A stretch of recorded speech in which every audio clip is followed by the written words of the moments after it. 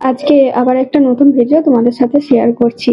আসলে অনেক বেশি গরম পড়ে গিয়েছে এখানে, তো ভিডিও আর বানানো হচ্ছে না খুব একটা গরমের কারণে।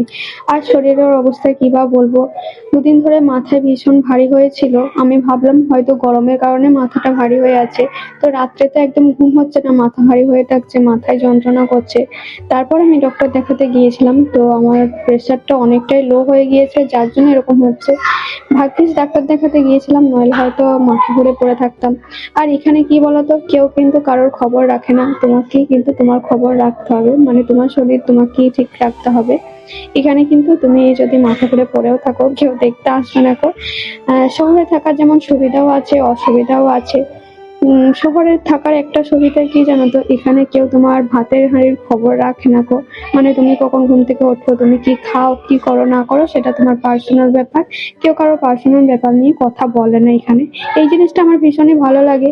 কিন্তু গ্রামের ক্ষেত্রে যা হয় আর কি, সকাল থেকে পাড়ায় পাড়ায় সব বেরিয়ে পড়ে খোঁজ নিতে, কে রান্না করছে, কি রান্না করছে, কেন করছে, হাজারো মানে কৈফিয়ত তাদের দিতে হয়, যেটা এখানে কিন্তু দিতে হয় না। আমি আমার মতো কাজকর্ম করি, আমি আমার মতো ঘুম থেকে উঠি। এখানে আমাকে কেউ কিন্তু কিছু বলার নেই গো।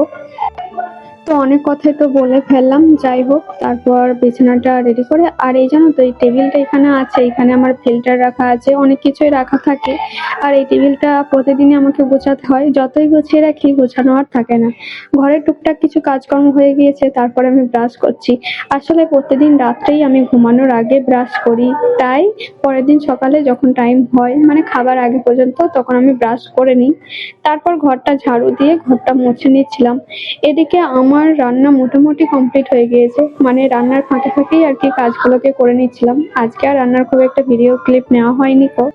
এদিকে মোটামুটি আমার ঘরের কাজ কমপ্লিট হয়ে গিয়েছে। যেহেতু আমরা ভাড়া বাড়িতে থাকি আর একটা রুমের মধ্যেই সবকিছু, তাই ঘর তো একটু অগোছালো থাকবেই, তবে চেষ্টা করি যতটা পারা যায় ঘরটাকে গুছিয়ে রাখার। রান্না কমপ্লিট হলেও আর একটা রান্না বাকি ছিল, সেটা হচ্ছে আমের চাটনি। বেশ কয়েকদিন ধরে আমটা এনেছি, কিন্তু চাটনি আর বানানো হচ্ছে না গো।